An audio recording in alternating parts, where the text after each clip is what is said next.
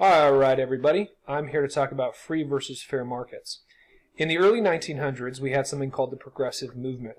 Imagine it like a spirit that captured millions of people's hearts. Progressivism was the idea that America needed to progress past the founding. The Declaration of Independence was out of date.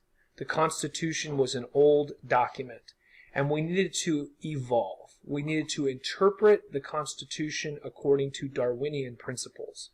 And the Darwinian principle is that over time everything changes. And so should the most fundamental law in America, the Constitution.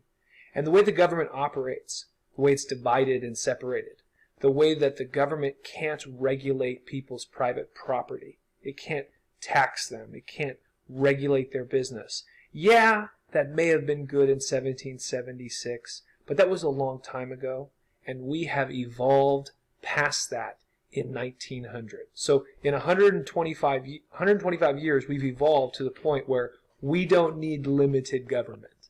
What we need is a strong president and a strong government which regulates, controls, and in a way orchestrates the economy, the way that the Prussians were beginning to do.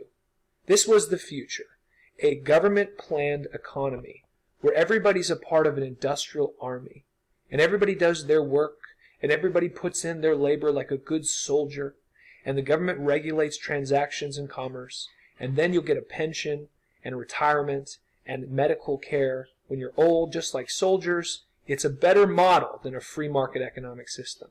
And so, in the early 1900s, you start to see the government doing things that are changing the relationship between citizens and the government, specifically when it comes to commerce. Commerce means the business of trading goods and services with people. Now, this image that you're looking at are four such changes, and I want to go through each one. Okay, so sorry, I had to pause it for a second because the student was asking a question.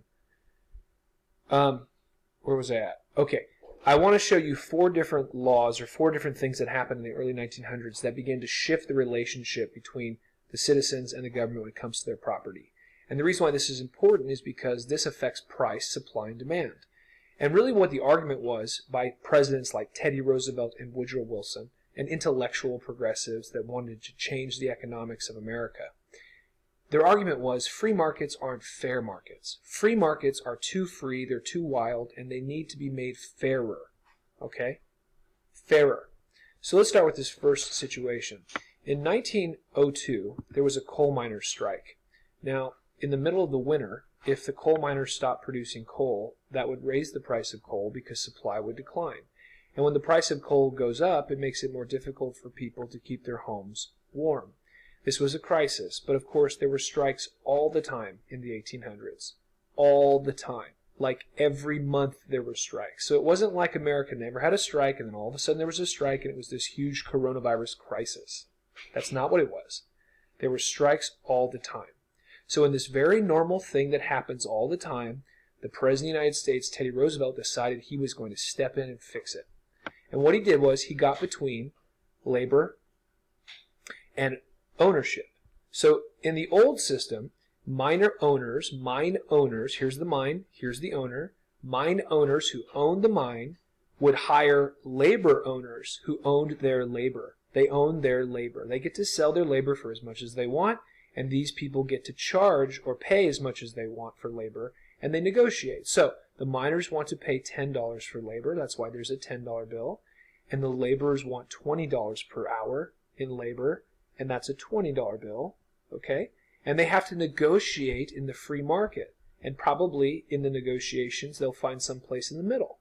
But in the meantime, the mine is shut down because no laborers will work in the mine, and the mine owners are not willing to pay the higher price.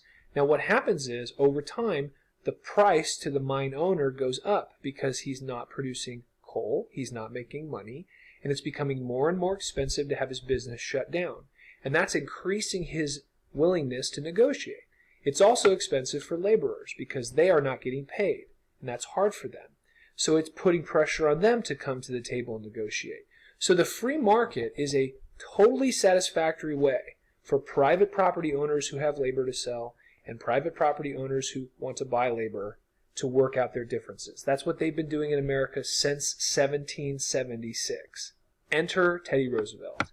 Teddy Roosevelt says he's going to fix it and make the deal more square. So instead of a free market where people negotiate, Teddy sits down in the middle and says, I'm going to decide the price. He looks at the miners and he says, you are not owners, you're workers. I own the mine. I will tell you how much you will pay labor. And if you don't do what I say, I will send in the military. I will nationalize your mine and I will work it with federal soldiers. I will essentially take your property, it'll become the government's property, and then we will run the mines without you, and you'll get nothing. So they're no longer owners in this new fair market of Teddy Roosevelt. They're now really workers. That's what happens when the government steps in and makes things fair. Because in order to make it fair, they have to take away the person's property rights, right? In the old system, the miner decides how much they'll buy labor for. But in the new system, President Roosevelt decides. So what that means is the property didn't disappear, it just changed property hands. Now over here with labor, you may be thinking, yeah, Teddy, defend labor. But that's not what he did.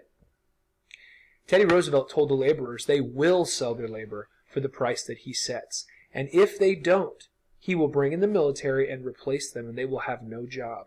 So they are no longer owners of their labor.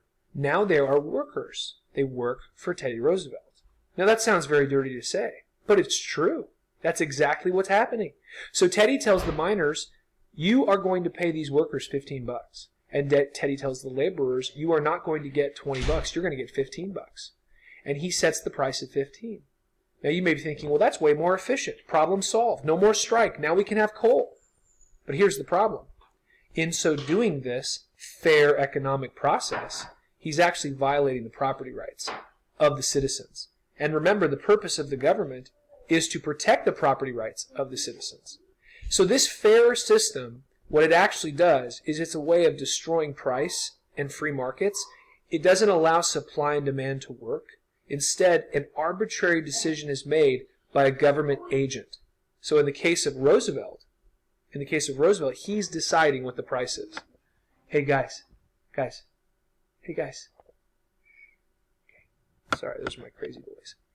Number 2, Clayton Anti-trust Act. In the Clayton Anti-trust Act, the federal government passed a law that said that you can't unionize. You can't organize yourself this way if you're a business, but you can organize yourself this way if you're a labor union. So in American history, everybody organizes their businesses like this, and the reason why they do it is it's efficient. This is how a football team is organized. This is how an ant colony is organized. This is what a river looks like. It's got a huge river which breaks off into smaller streams and tributaries. Okay? Because this is the most efficient way to organize a business. You have the smaller units below, coordinated by the bigger units above, coordinated by the mothership at the top. This is what everybody does. This is how businesses organized themselves for 120 years in America. But then, in the progressive movement, they passed a law that said you can't do that anymore. But only business. Business can't do that anymore. Okay? Capital owners can no longer organize themselves like this, but labor organizations can. So, before government made things fair, both capital owners and labor owners could organize their businesses these ways. So they were labor unions, and they were organized just like this, right? They had smaller local unions down below. They had regional unions that oversaw them, and they had national union leadership. And then the business owners had the same thing. They had several businesses that were overseen by some sort of holding company, and that was overseen by some sort of mothership that can coordinate everything. Okay? That was the way it used to be. So they would compete against each other, just like we saw below, competing against each other. But now, with this new law, only business can't do that anymore. Only labor can do it now. Labor can continue to organize efficiently, but businesses must be broken up. And when they did that, it took away an advantage. It took away the ability for capitalists and property owners to negotiate a better price for their own interests. This is not free markets. This is fair markets. In other words, fair means it's good for the people who vote for us. There are a lot more laborers than there are private property owners, and therefore these private property owners lose politically, but they would win economically. And so what's really happening is the government is now becoming a weapon by which one side of the economic competition can use against the other side. It's like having a referee that you can buy off. That's what's beginning to happen in the fair market approach. Let's talk about Pure Food and Drug Act. The government created an agency called the Pure Food and Drug Administration. It's the FDA today, Food and Drug Administration. And we think we got to have the FDA, otherwise we would all die, which is nonsense. Okay? You read history. You were in AP US History or HOTA, whatever class you took.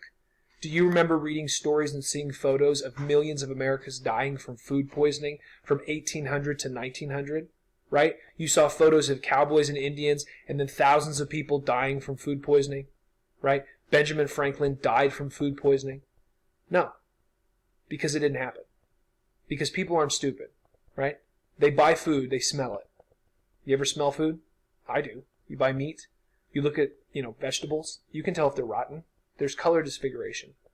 So the idea that Americans were somehow so stupid they couldn't tell if food was healthy or not, and they needed the FDA to protect them, that's just a myth. It's not rooted in history. I mean, you can want to have an FDA and therefore want the history to say that, but it's not what the history says. So all of a sudden, the FDA comes about, and they're going to regulate businesses and what they can sell. So here's what it looked like before. Before, if Bob and Carl and Macy's were all competing to sell hamburgers in the market, right? Here's Bob. Bob sells square hamburgers and circular hamburgers. Carl sells triangular hamburgers. Macy's sells, star hamburgers. Macy's sells triangle and whatever that is kind of hamburgers, right? In the old way, Spranks could come into the market and make a choice between the products, and their competition would drive the price down. Look at all the supply. Look at all the supply. Competition, lower prices. But in the new system, the FDA decides, the government expert decides what you can and can't sell in the market. So Bob's, he doesn't get to sell the square because the government expert says no. And Carl, he doesn't get to sell anything because the government expert says no. And Macy, yeah, you can't sell this, but you can sell the triangle. But what about me? What about the customer? I have two choices. In the new system, I have two choices. In the old system, I had 5 choices. Yeah, but Mr. Sprinkle, in the old system, you would have died of food poisoning. I'm sorry, do you have any evidence of that? You don't. It's not true. In fact, in the old system, people didn't die of food poisoning. And by the way, if you did, guess what? There are laws. You would go to jail. The person would be arrested for manslaughter. They would be tried, convicted, and they would go to jail for the rest of their life. There's also civil law, which means if someone sells me a product that makes me sick or hurts me, I sue them for millions. That goes back all the way into the 1500s in England. So there was no point in American history where you could just sell somebody something that killed his family and you suffer no consequences. That's not what the free market is. The free market doesn't mean there's no laws. The free market means that there are laws that protect property and life, and inside of the market, as long as you're not forcing people or coercing them, you can arrange different kinds of contracts. So now we have government experts who are making a fair market, and all they're doing is reducing supply. Now, you're an economics student. What happens when you reduce supply? What happens to the price? So you see, here you lose your rights to set the price of your labor. Here you lose the right to organize your business the way you want. And here you're actually losing choices. The final example is just the flat-out taxation. The 16th Amendment changes the way the government taxes. Now they can tax different people different amounts of money.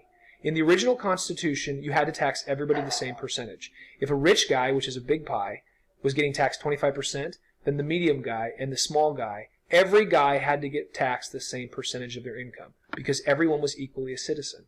Everyone needed to be protected. But in the new system, you can target rich people or poor people for more or less taxes. So now the rich guy pays 2/3 of his income, the middle guy pays 50% of his income, and the small guy pays nothing. Instead, he gets money from the government. So the government takes it from citizen C, takes it from citizen A, gives it to citizen B, citizen D, citizen E, and citizen F. So in the old system, if you were big or small, it didn't matter. Everybody paid their fair share, which was the same percentage. But in the new system, some people pay more, and some people pay less, and some people pay nothing. And what this does is create a class of people who can essentially be bought for votes. Because I don't pay anything in taxes. Instead, I get money. And as long as I vote for these government officials, I'll keep getting money. And there are many of us, and only a few of these two. So these are some examples of the major problems, and now you're going to answer some questions below.